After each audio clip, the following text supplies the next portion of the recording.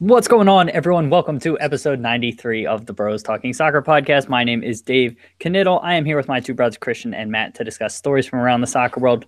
Christian, say hello so people can see your pretty face and now your fixed hair. Hello, everybody. This is my fixed hair. It was also cut on Friday.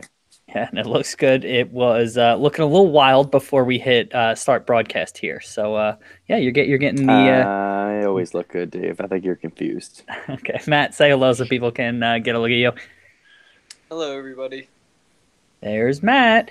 All right. If you are joining us live on YouTube, please feel free to interact with us as we go along here. We have our topics in the video description, and, we'll get to all of them. And it'll just be a wonderful, fantastic, fun time. And I am ready to go. Christian, are you ready to go?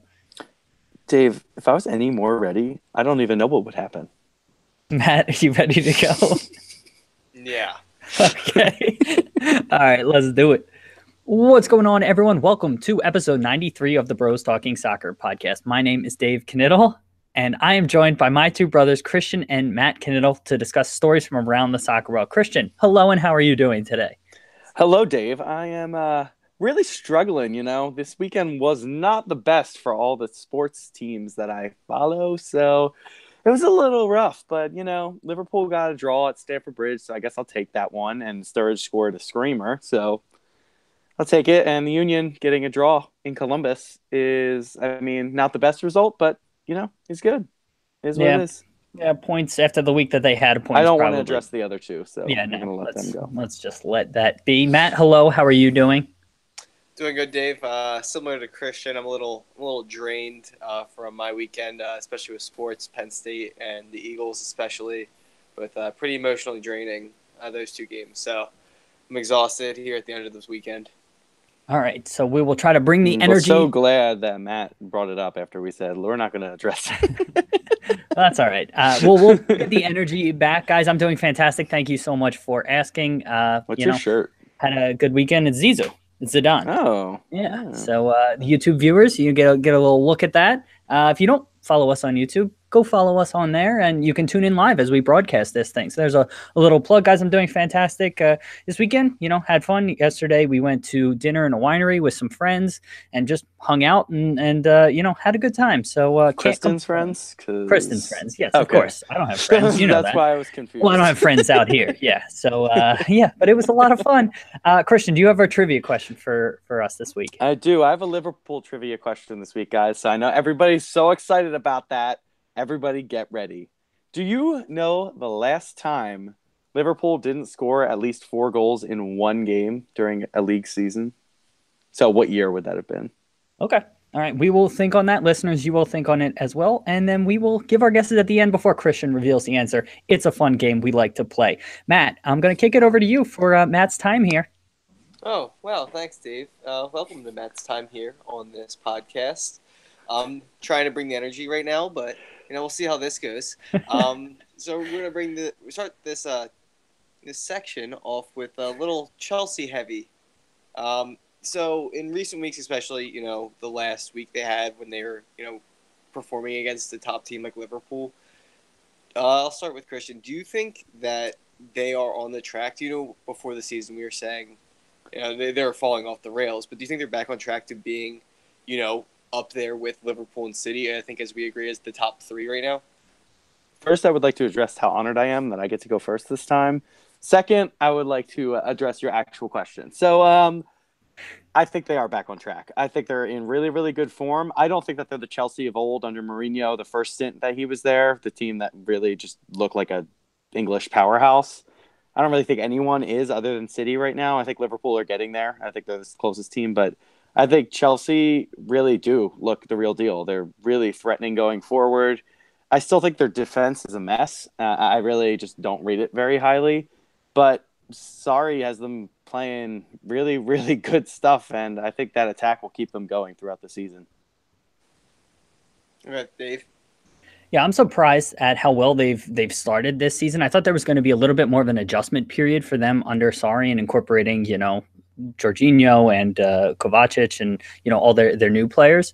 But, he's incorporated them well so far. I'm the same as Christian. I'm shocked that their defense hasn't been exposed more. Like David Luiz just rushes into tackles. I don't know why players don't just take advantage of that more, where like just if they just play it a little bit quicker, I think you can expose him, because he just kind of runs around like a chicken with his head cut off a lot of times. But they've gotten the results. I think Liverpool, if they could hit the target, probably should have won that match yesterday or 2 days ago. I don't know, my days are getting all confused. But it was yesterday. It was yesterday. Okay. But I think that they are set up to have at least compete. I predicted them to finish third at the end of before the season started. I still think that's where they end up. But I mean, they've proven that they're going to be in the race at least for the next few months, and we'll see if they can keep it up. Okay, so long-term success. Do you think this team is set up right now? Do you think it's back on the rails where you think Hazard's going to stay on board? Or do you think it's not at his level yet? Or, I guess, anymore? Christian? I think that the team is set up for him to stay. I think he really likes the new manager. I think he likes the style of play that they're using now. I still don't really see him staying there long term, though. I just feel like he's more suited to a team like Real Madrid, where he could be this shining star at probably the biggest club in the world. I just see him going to a club like that. I think right now they're set up, but he won't stay. On that front, and that was something I meant to bring up earlier with my section. I think a lot of Chelsea's success has been predicated on Hazard. If anything happens to him, I think that they really, really struggle especially on the attacking front. You haven't had your section yet. No. In my answer previously, excuse my terminology, Mr. Grammar Police or whatever.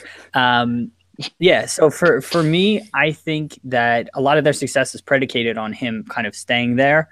I think he's there at least through this season, but I don't know. He seems so checked out, and it'll be really interesting to see what happens with Chelsea from an ownership perspective, because Abramovich is rumored to be selling the club. He doesn't have a visa. He hasn't been in England for months, and it'll be interesting to see who comes in and buys him and what that means for Hazard ultimately staying, because that could impact things. So, like, this is probably...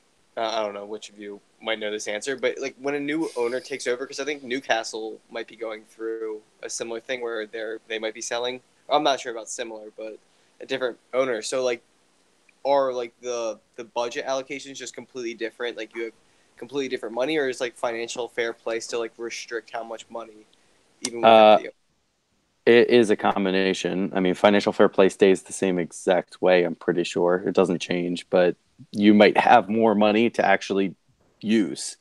Like right now they have financial fair play, but maybe they can't even reach the limit. But if they have new ownership, they could actually reach the like top ceiling.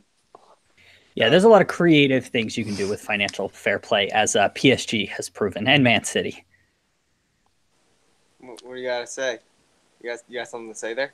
No, they just have a lot of creative things that they do from an accounting perspective to get around the financial fair play restrictions.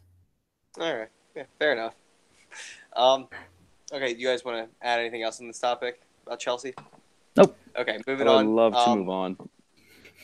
Okay, well, still the same, pretty much. Still Chelsea. Hazard again. Surprise. We're staying the same. Okay, but so earlier this week or last week, I don't know, it's Sunday, I don't know, however you want to describe the weeks now, but last week, Hazard, he came out saying that he can no longer do his signature goal celebration, which is his knee slide, because it damaged his knees too bad and his body can't take it anymore.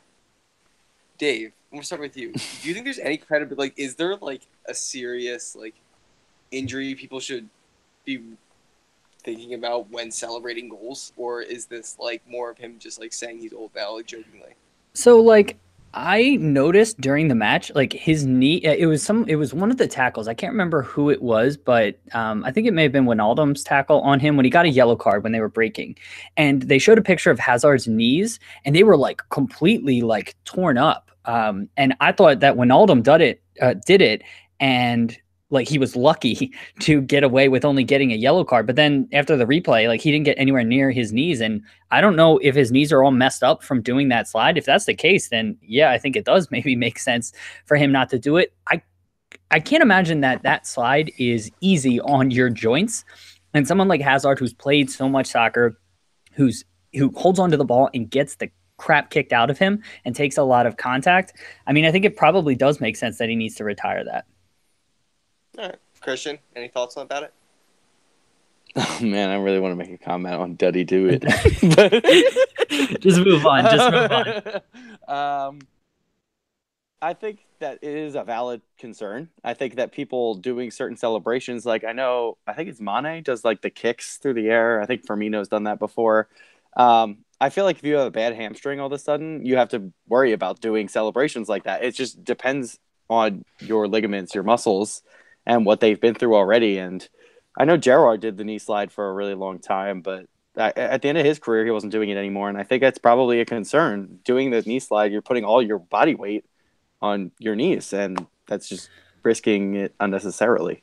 I will say that celebration is incredibly badass. That is my number one favorite, but I did it once, celebration. and it was not fun to do. It hurts. Yeah. Okay, so just a quick question about like celebrations in general. You know how the NFL a couple years ago, they like really cracked down on, what you can do as a celebration. Do you think it's excessive in soccer, and do you think it should be, shortened, or, maybe make it a little bit less of like a part of the match? No, I do not think. I'm going to jump ahead. I'm going. So no, I do not think that it should Matt, be cut out. This is Dave's podcast. And the NFL. Well, no, because because this is the second part of Matt's first section, and I went first here. So the NFL actually reversed that policy, and they've gotten less stringent on celebrations and whatnot. In soccer, like goals are such a premium that they happen so infrequently that I don't let the players celebrate. Christian? I have no problem with the celebrations. I don't really think there are many excessive ones, and when there are, it's usually something obscene, and they're being fined for it anyway. So I think that it's handled perfectly right now.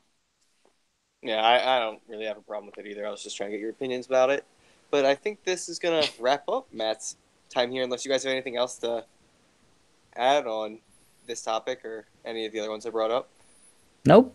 Okay.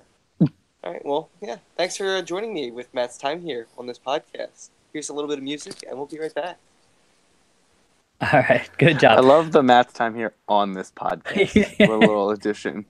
Yeah, that's nice. And sorry, I didn't mean to jump in there. I wanted it to You're flow. Just really inconsiderate. I understand.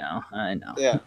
I just trying to make it flow. Your camera, I know your camera keeps cutting out. Like, I don't know my why, camera? but when I talk, It's me or him? like, when it goes to the bottom corner, like your face just like disappears for a while. That's why I was like calling Christian ahead of you, because I thought you like got disconnected or something for a second. Okay. I hope not. Christian, you've been able to hear me the whole time. UFC No, heard you, like and I your can video. see you. Yes, I can see both of you. It was just a video for me. That's I weird. could still hear you.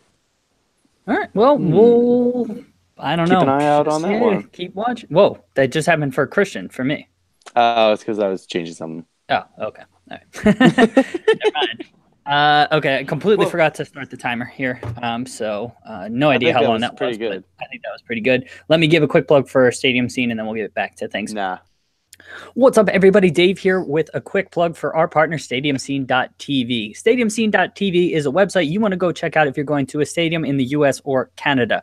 Not soccer specific, any stadium. They have reviews and recommendations on things to do around the stadium, where to park, how to get to the stadium, and more. In addition to that, they partner with content creators like us at Bros Talking Soccer. They're constantly adding new partners. I actually was just on a podcast for 2 Foot Talk. It's a new partner for them, and more soccer talk, so go check them out. They have tons of other content, soccer specific and then non-soccer. They have I don't know if they have golf. I don't know why I immediately went to that, but they have like NASCAR, basketball, baseball, all kinds of different content. Again, check them out on StadiumScene.tv. The Ryder Cups must be in my head, even though I didn't watch a second of it. I don't know why I went to golf, and then I was like, I don't know if they do have any golf partners. And so that was that. What else is going on in your head? I have lots going on in the head.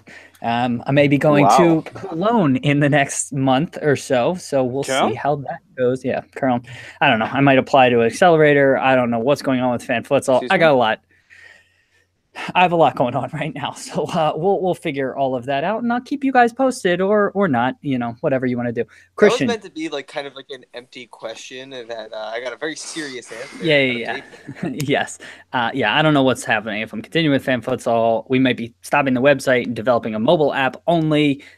So we're seeing all of that, but I'll keep you guys posted if you even care. Christian, over to you for Christian's Corner. I'm actually going to start the timer this time. Okay.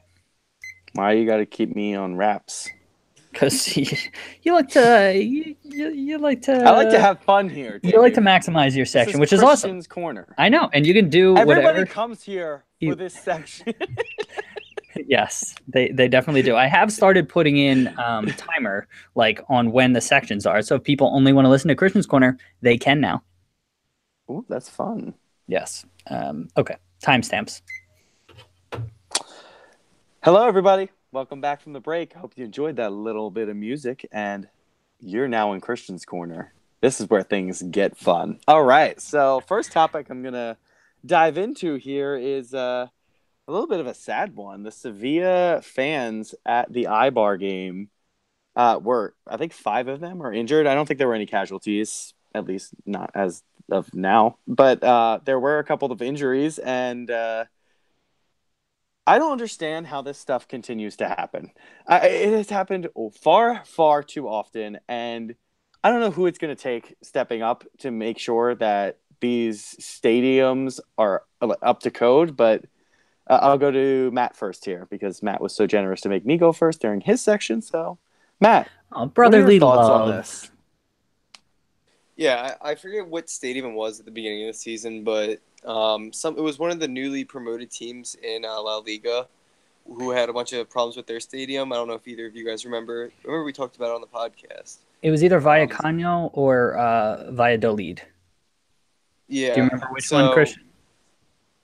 I want to say it's Valladolid, but I can't really remember. All right, Matt, continue. I'll look it up because I have it right here. It's just shocking to me, like what we said before, that you're playing at that high of a level and like on that world stage that La Liga performs at, and it's just like shocking. That's all I can really say about it. Like how they're not inspected more for like people's safety, and it's 2018. Like we've seen like the horrible things happen in the past, and everything should be up to code.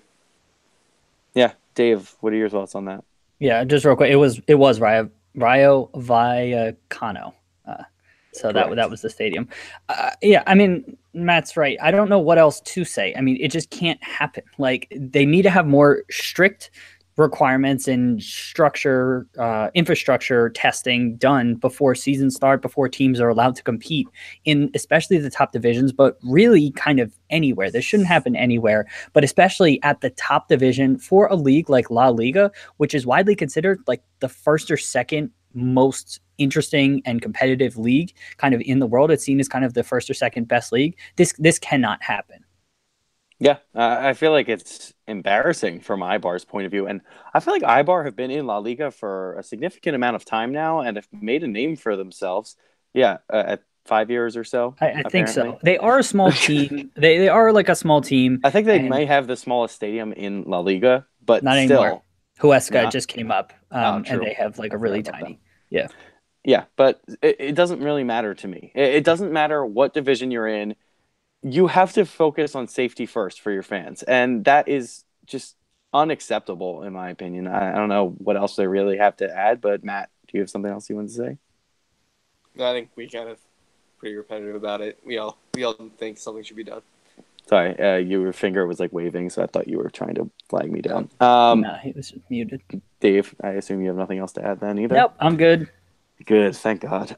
So next topic, we're going to dive back into the Premier League here and talk about our favorite foe in Pogba and Manchester United here and Mourinho. It's just the best feud ever, and I'm so excited. We should just make a section devoted to this every week, honestly. what is happening over there? I just I don't understand what's happening. All these rumors are coming out now that his agent is saying Pogba may refuse to play until Mourinho's fired or until January when he's being allowed to sold. Allowed to sold. Allowed to sold. Yeah, allowed to be sold. Uh, Dave, do you think? First of all, do you think that there's any validity in this? And second, do you think that this is a good way to go about like forcing a move or like bettering his career? No, I don't think that this is the right way to go about doing this. And also, no, I don't think this is legitimate that he will refuse to play. I think this is his agent who is very well known to kind of put out these kind of ridiculous claims for his clients. I know he when Ibra had his knee surgery, he put out the claim that the doctor said Ibra had the most amazing knees he's ever seen, and he wanted to study him after. And then the doctor came out and said, like, I never said that. So the agent is a bit hyperbolic, and I think that that's just what this is. I think Mourinho, to an extent, is digging his own grave. I mean, they keep losing, and the way he behaves, both in front of the media and it seems like with players. I mean, we saw the interaction like from Sky Sports, who had the footage of Mourinho and Pogba from training this week. That did not look good, and I just think it's all adding up to Mourinho leaving, and I don't think Pogba will refuse to play. Matt, do you have any thoughts on that? Yeah, I agree with Dave where I don't think that Pogba's actually going to sit out, considering like who he is and what he like means to that club. If he sits out, like I don't think he could like come back and be like appreciated by the United fans, even though it's getting Mourinho out and a lot of the fans are like turning on him. But like if you're going to turn on the team like during the hard times, I don't think that looks good for him, like for a United fan perspective. But I like Dave said, I think Mourinho's just digging his own grave. It's only a matter of time. And I like to say it was awesome seeing all the Zidane links to United, right after. I just randomly brought that up out of my ass last week. So I think I may have started that transfer.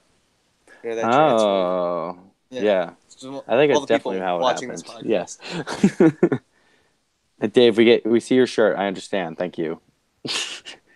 I know you just want attention, so I'll give it to you there. I try. I mean, that's why I started this podcast.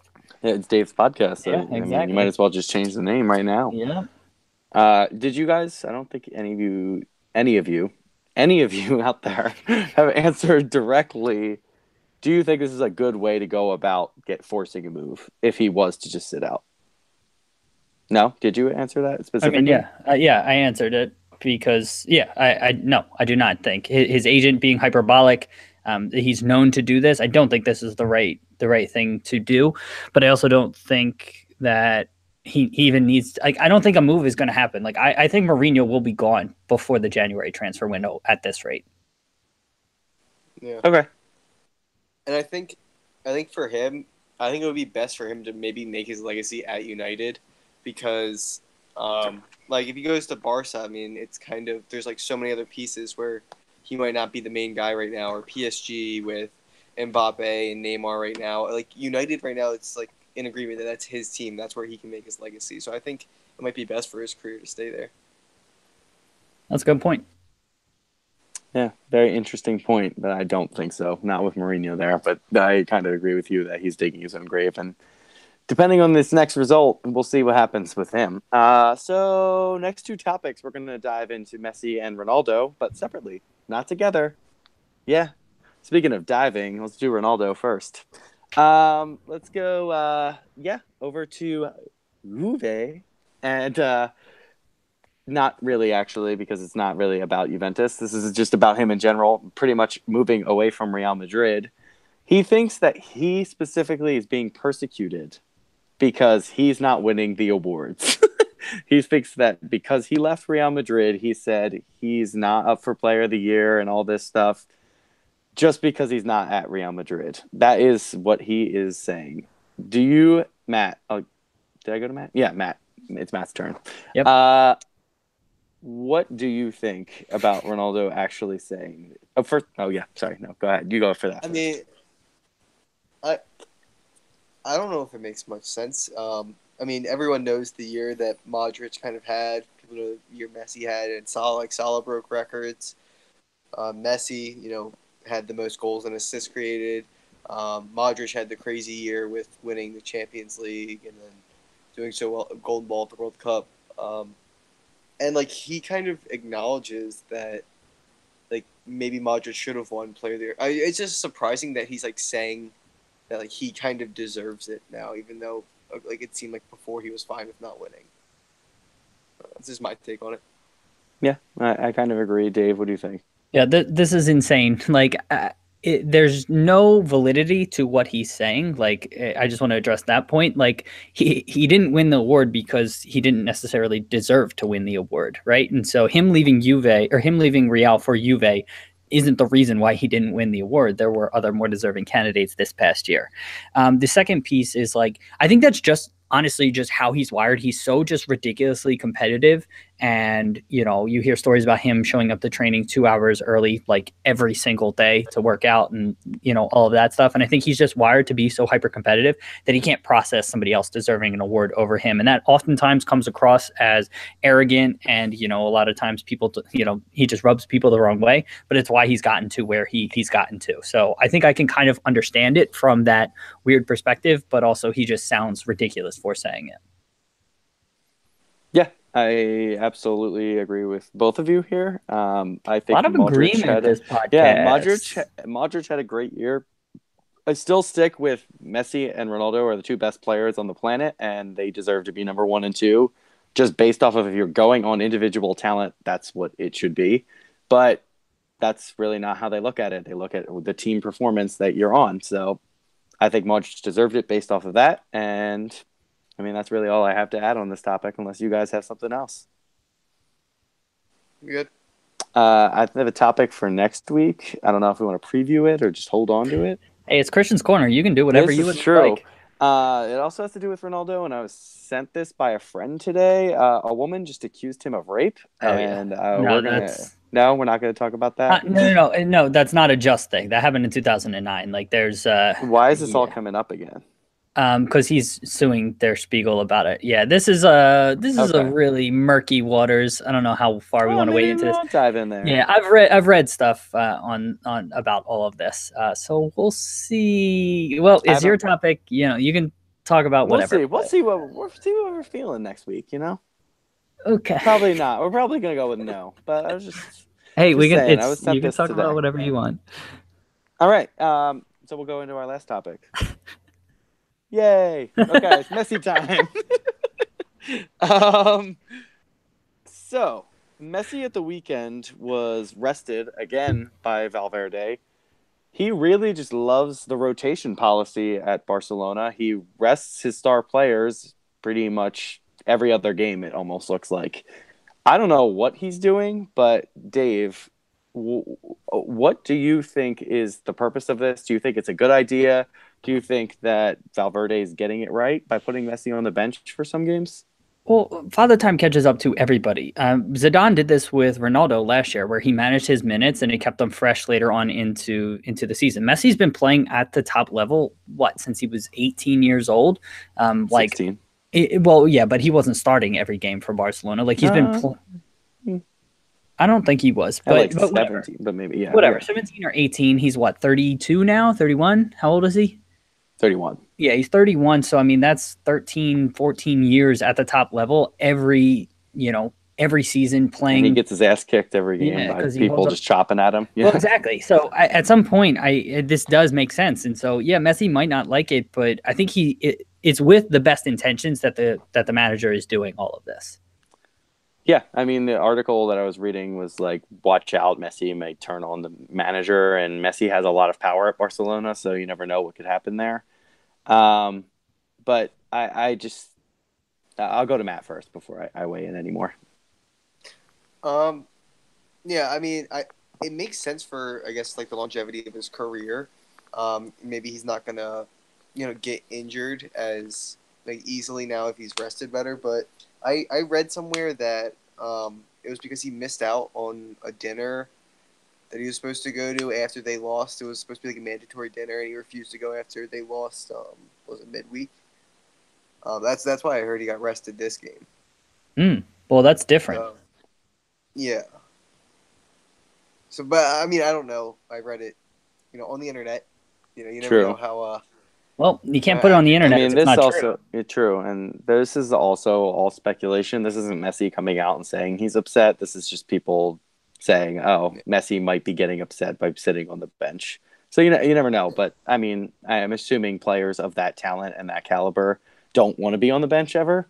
They want to be playing as much as possible. But I agree with what you guys are saying about every player needs to be rested eventually. You can't just play at the top level for the whole of your career. It's just every single game, every minute. So eventually it will catch up with him. I think that they are clearly signaling that they want to win the Champions League this year. That's kind of what I'm getting. I don't know if that's what it looks like to you guys. Do you I'd agree? agree with that. Yeah. Yeah, it looks like they're not prioritizing La Liga, which is something we haven't seen since maybe 2008. Like, it's crazy because they have just been churning out La Liga results for a really long time, and it seems like they've taken their foot off the gas, and that's probably what the rotation policy is doing and why he's resting Messi. Well, them taking their foot off the. I haven't watched too much La Liga this season, but I know just from following just like the tables and everything like that, like up until this past week, they had won every match and looked to be flying pretty high. I mean, they absolutely destroyed Huesca 8-2. Outside of, I know they lost to the bottom table team this past week, and that's obviously not good. But before that, they were doing just fine. Yeah, but I just think that they're playing a risky game by just kind of resting players in between Champions League matches. Well, I also don't think their team's as dominant as it used to be. Like they were like probably the best team ever over those couple year stretch, and now they're older. A lot of the core guys are older, retired, and it's a lot of new younger guys that I don't think they have the same experience as the last generation. Yeah, that's a good point. I think that they're clearly missing the leadership of Iniesta and his just quality in midfield as well. So I think that this rotation it's not really making a whole lot of sense in terms of the whole, like, just in terms of their squad right now. It's not as strong as it once was. So I don't think the rotation works, but I understand the point of why he would be doing it. Yeah, and so so just to be clear, did he rest him in the match against the bottom table team? Yes. Yeah, so I'm fine with him doing that. If he's resting him against Real Madrid, it's a different story, right? But the fact that he's resting him against the bottom table team, I'm okay with it. Okay. Yeah. That's fair. And he did come on in the second half, so it's not like he just sat him on the bench even when they were losing. I just think that it's a risky game to play, not starting your star players, and we'll see if it pays off for them in the long run. You never know. They can't start every match, right? So I don't know how risky it is. I don't understand why it's risky. If you're not willing to take him off instead of starting him off the field. Well, then nobody else is ever going to start in his position if he deserves to start every game. You have to see how the other people play for an hour, maybe against the bottom table team, for the future. Or if he gets hurt, but that's in my opinion, that is risky. But isn't it risky to play him every match and risk injury? At a certain point, you need to make a decision one way or another. He can't play every match. So I don't think this is risky. We finally found a topic that we disagree on. This is fun. Yeah. I think it is risky. I think it's a stupid mistake not to play him. And I think you could take him off early in the second half if you have to. So you would rather play him until he gets hurt? I mean, you're not playing him until he gets hurt. That's not the plan. So when are you going to rest him? Because he can't. When are you going to rest him then? If you're not going to rest him against international now, so he can rest then. But that's still Barcelona's still going to play 45 to 50 matches in a season, right? Okay. So he can't play that many matches. Why not? Because he's 30. Because he's 31 and he's been playing at the top. Because this is my original point. Because he's 31, he's been playing. But he's just changing his game. He doesn't do exactly what he used to do. It looks like he can play every game because he doesn't really run the way that he used to. I mean, that's he almost is a game controller. I mean, Eibar kind of did that for his. Eibar can play every game. No, he can't. Well, no. Then Mourinho, when he went to United, Mourinho stopped. He was more of a rotation guy because was he 30, 34 when he went there, 35 when he went to 34 probably when he was at Yeah. United. And even with the Galaxy, he's rested a couple games. I know it's a different level of competition, but even in MLS, Ibra, like it catches up to everybody eventually, and he can't play every game. This is a sad day for soccer. Messi's getting old. Yeah. All right. Anything else you guys have to add on this topic, Dave? No, I'm good. No. Matt? No. All right. Wow, he said no before I even asked him. All right. So that wraps up Christian's Corner here. I hope you guys had fun. I know I did, and I'm sure the brothers also had fun. So we're going to send you to a little musical interlude, and we'll be back with Dave's. Nice word, interlude. That's fancy. We fancy as fuck on this podcast. Yes. All right. Fancy feast. Yeah. All right. I'll give another partner plug. Christian, Is that like 20 minutes? Christian, you sure you don't want to bring up the Kavanaugh case while you're at it? Yeah, Jesus Christ. Talking about the Ronaldo. Yeah. Well, I never heard anything about it until right now. Yeah, I heard that's why, like, in the past, I've said comments about like Ronaldo being a good guy, and then I've kind of like caveated that a little bit. That's because I've known about this for a while now. Yeah, because people have written articles about it, and Der Spiegel put an article about it a little while ago. God damn it! I just fucking talked too quick. A little bit while ago. All right, fuck it. But so yeah, we can talk about it if you want, Christian. But I don't know. Shouldn't. Ronaldo's lawyers are not that they they wouldn't sue us or whatever, but they're pretty on top of things. So yeah, we would just have to tread very carefully. But nah, I'm not interested. Okay. Let me give a plug for FNX.network. I'm sure they appreciate that lead in for anybody watching on YouTube. What's up, everybody? Dave here with another partner plug, FNX.network. FNX.network is a website you want to check out for all of your stories about entertainment, sports, video games, lifestyle, tech, and more. They also have our stuff. So they have podcasts, they have YouTube videos, they have blog posts about all different kinds of topics, which I already talked about just a second ago. And make sure to check out our stuff on there, as well as all kinds of other awesome stuff. FNX.network. Okay. All right. We ready to keep this thing rolling along? Keep running. Yeah. I didn't ever show my scarves last week, so I don't know if people want to see them. If you want to see them, actually, anyone watching live on YouTube, check out our Instagram. Put up a nice photo on there. If you guys, Christian and Matthew, I'm speaking to now, if you guys ever want to put up photos on the gram, that would be fantastic. Okay. When you go to a union match. Just remember when... I don't care. Of anything.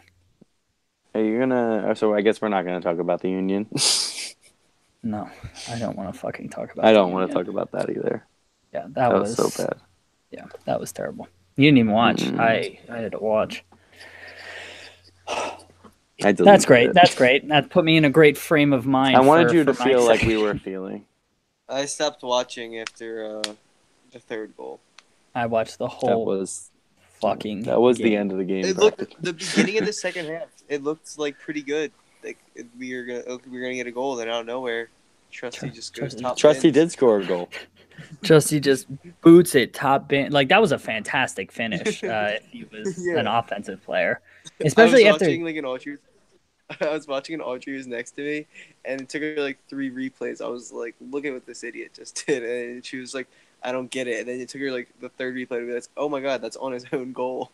Yeah, especially because Dre made such a good save too on a breakaway. Yeah. All right. Fuck. What's going on, everyone? Welcome to Dave's. This is my section of the podcast. I haven't gotten a ton of time to talk, and so I'm just really excited to finally have an opportunity to just, talk and just, talk about some things that I want to talk about. First up, FC Barcelona is unveiling a new logo. So they are apparently cutting out the FCB from their crest. They're making a couple other kind of minor tweaks, but apparently the FCB or CFB, some version of basically FC Barcelona, has existed on the crest since 1938, and it's a big deal that they're taking the lettering off. Christian, I know you're a Barca fan. What do you make of them kind of doing this with the logo? I actually saw it and I really like it. I think that it looks better without the F. I think they have a very, very unique crest and you don't really confuse it with anybody else. So I like the idea and I don't really think you need the letters on there. And I did really like the crest without the letters on it. Matt, thoughts on the Barcelona crest? Yeah, I don't have a problem with it. I think we talked about it with a couple other. I forget what team. Juventus. I think we talked about on this podcast. Like, even though they're legendary clubs, I think you still have to be like up to date on whatever's gonna be the best looking, most appealing merchandise. And I think it looks fine, and I have no problem with them trying to adapt. Isn't Juve's logo just a J? Yeah. Now? It's a cool Yeah. J. It is a cool It's not like a LL, regular J. It's like a cool cool J. J. All right. Well, we have a podcast episode name. But on top of that, I think this is just the change makes sense, especially for the modern age of soccer and all of the digital media consumption. I think it's easier when the crests are simplified, and even with it being simplified, I put that in air quotes because it's still kind of intricate. Like, it still has the Catalonian flag and the coloring, the different stripes, the soccer ball. So it's still maintaining a lot of those elements that we recognize from the FC Barca crest, and it's just simplifying it ever so slightly. So I'm actually okay with it as well. Christian, anything else you want to add? Nope. Matt? No, I don't think so. All right. Last topic. So we just talked about one of Christian's teams. Now let's talk about one of Matt's teams, Manchester City. So Benjamin Mendy, or Benjamin Mendy, or however you pronounce his name, left back for Manchester City. I almost said FC Barcelona. For Manchester City, recently was 3 hours late. I guess he didn't miss it, but he was 3 hours late to a rehab session. He's currently injured and, was 3 hours late. He was apparently at a boxing match late the night before, and he was just really late into training. And Pep Guardiola came out in the press and kind of called him out. He also kind of called out his social media use. Matt, what do you make of Benjamin Mendy? Is he being unprofessional? Are you okay with Pep calling him out in the media? What do you think? Well, I think they have a great relationship, so I don't have a problem with Pep calling him out because I think this is like one of the first time he's actually lashed out at him. And I think like since Mendy's been at Manchester City, he's never really had, even though he's been injured, he kind of had a positive experience through like his Twitter engagement with people, and it kind of became like a social media star through the club.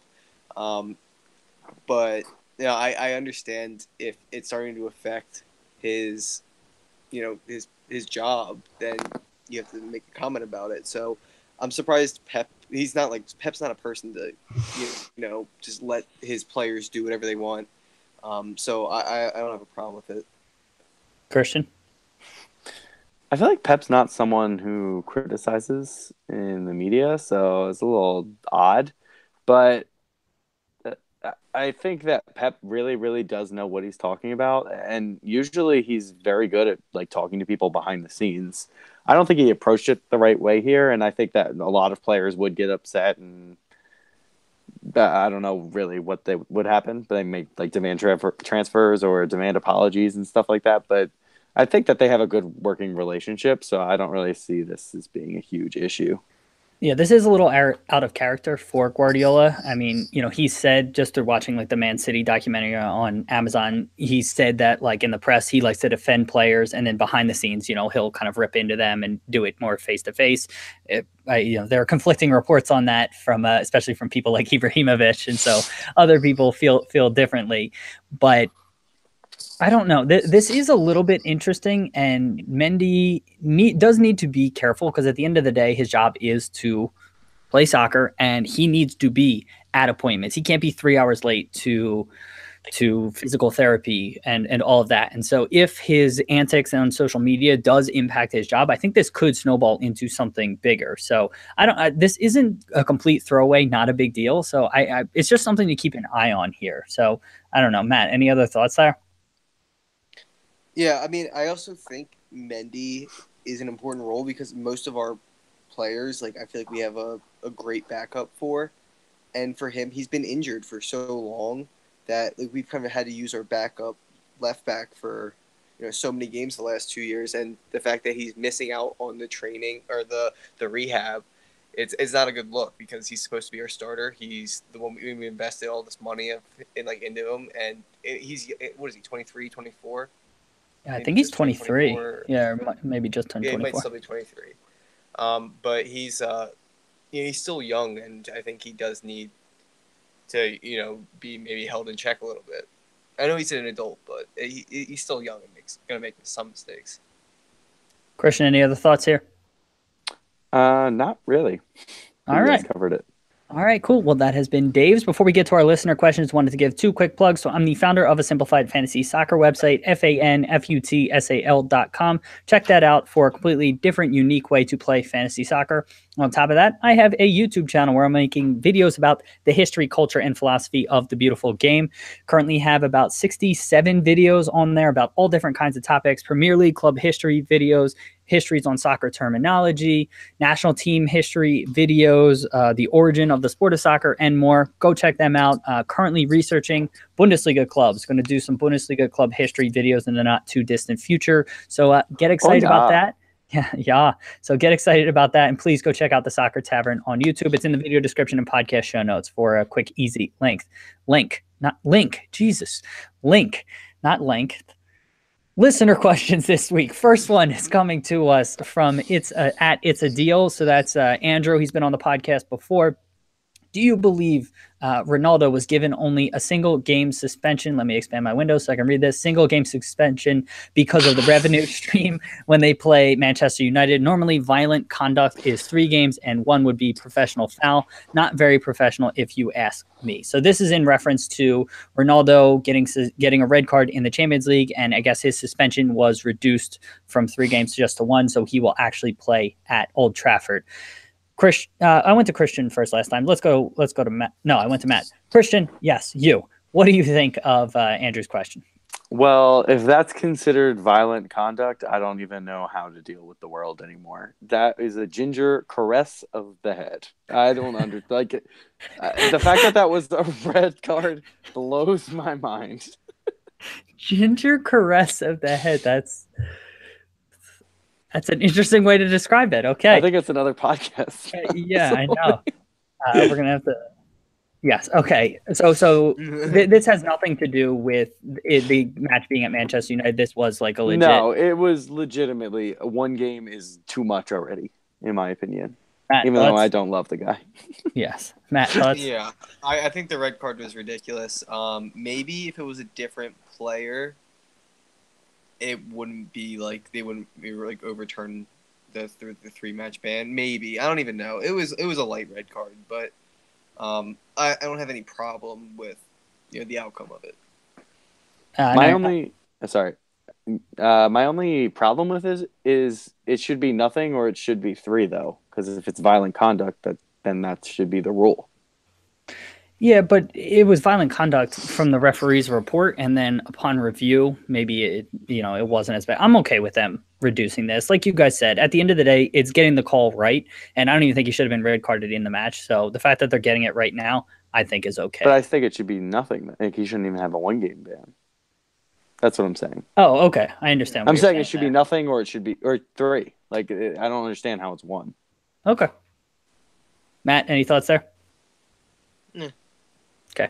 The other question comes to us from @SoccerNoobUSA. We might have him on the podcast. Go check out his stuff. He's got some cool, interesting articles on.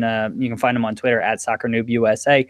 What is up in the Bundesliga? So Hertha Berlin shocked sloppy Bayern to pull into a tie for first. Leipzig, Hoffenheim, and Schalke all crapping the bed. Why all the seeming chaos? Matt, any thoughts on what's going on in the Bundesliga? I think top to bottom, the league's getting much better.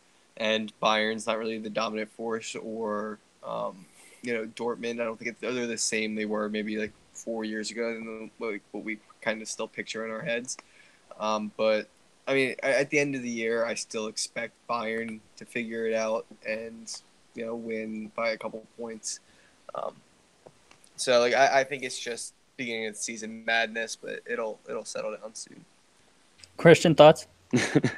I'm going to differ from Matt there. I'm going to say Bayern are getting worse. The rest of the league are not getting better. I don't really think the Bundesliga are that good. I think Bayern are just really, really old and kind of washed up at the moment.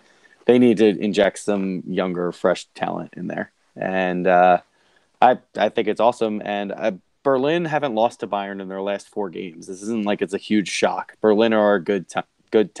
They're a good time. They're a good time, and you've seen them play in person, right? I have. I saw them win, and it was the same day Lewandowski scored those 5 goals in 9 minutes, and they announced each of them as they came, and the crowd reaction got different each time. First time, everyone booed. Second time, they were like, "Oh, okay." Third goal, they were like, "Oh, wow." Fourth goal, and then everyone started cheering. And the 5th goal, everyone went wild. It was insane. That's cool. That's awesome, Matt. So I'm actually going to split the difference between the two of you. So I think you're both right. I think early in the Bundesliga season, there's always kind of this chaos. If you remember last year, Dortmund was like flying. They hadn't given up a goal. They were like the best team in Europe, and then they completely crashed and fell back to the face of the earth. So I think there's always kind of this weird start to the Bundesliga season, but then couple that with Bayern is getting worse. I think they are getting older. They do need to inject more life into that team. So I'm in agreement with Christian as well. And so I think that sort of confluence of those two things is why the Bundesliga is kind of crazy. Christian, other thoughts? Sorry, Matt's eyes were closed, and I thought he was frozen, and then I was like, "Wait, is he asleep?" Yeah, Matt's struggling here. So let's My eyes get are closed. Oh, I think you may have been blinking, and your camera No, I froze was for a just- second there. I was looking across my room. Oh, okay. Were you It looked just- like your eyes were closed? Were you thinking, as was like- as Dad likes to say, even though he's No, snoring? he's resting his eyes. He's resting his eyes even as he snores. Huh? What? No, I'm not asleep. I'm just resting my eyes. Christian, what is, you want to recap our trivia question? We'll give our guesses. I would love to, considering it's Liverpool related. It's the best kind of trivia question there is. Do you know the last time Liverpool did not score 4 goals in a single game during a league season? Matt, do you want to go? I'm gonna go like 1985. I'm going to say 1996. The last time they did not score 4 or more goals in at least one league game was 1920-21 season. Wow. That is a long-ass time. And before that, it was 03-04. So, 1903-04. Yeah, I had to do the quick maths there. So, yeah. And they scored against West Ham 4-0. So they will have another year of that. And it could be almost a full 100 years. Awesome. That is a fantastic trivia question. Good job, Christian. You just did so well. I did. All right. Everybody who tuned in, thank you so much for listening to us ramble on again this week. If you liked what you heard, please consider leaving us a review on whatever podcasting platform you listen to us on. That would mean so much to us. Christian, do you have something else to add? Yeah, everybody go buy FIFA 19 if you haven't yet. Dave, Matt, and I will be playing pro clubs sooner or later. Yes, you follow us on Twitch. Purchase it through the Amazons. Yes, store. if you buy Yeah, FIFA please 19, do. Wow, we're tying it. Guys, this is fantastic work. Good job. If you're buying FIFA 19 and considering buying it through Amazon, please go to brostalkingsoccerpodcast.com, click on the store link and click on the store link and click on the link to Amazon if you want to support the show. No additional cost to you, just a couple extra steps, and we get a small percentage of whatever you end up purchasing. So, if you're buying FIFA 19, please go do that. If you're buying anything from Amazon, that would mean a lot to us, and we would greatly appreciate it. And follow us. I think we're at BT Soccer Pod on Twitch. Search Bros Talking Soccer, and you'll find us. But we're definitely on Twitch. We will definitely be playing on there. If you want to follow us on Twitter, at BT Soccer Pod is our handle. Our email is brostalkingsoccerpodcast. Nope. Our email is brostalkingsoccer@gmail.com. And our website is brostalkingsoccerpodcast.com. You can read about us, check out past episodes, and support the show through clicking the store link, not length. Christian, thank you for being here. Did you get all that information? You might want to read it in the show description below. Yeah, okay. Maybe, I'll put some of that in the show description. All right, Christian, thank you for being here. Yeah, thank you. Matthew, thank you for being here. Thank you for being here. All right, listeners, thank you so much for tuning in and listening. We will talk to you next week. See you, everybody. All right, people of YouTube, thank you for being here. I don't know why the fuck I couldn't say link this episode. I kept saying length. I mean, you misspoke on a lot of things. Yeah. All right. Everybody, thank you. We'll talk to you soon. Oh, that's how good of an episode it was, guys. Why every time? Ooh, what you got here? What are we watching? What's it? Matt, how's your FIFA team, Ultimate Team?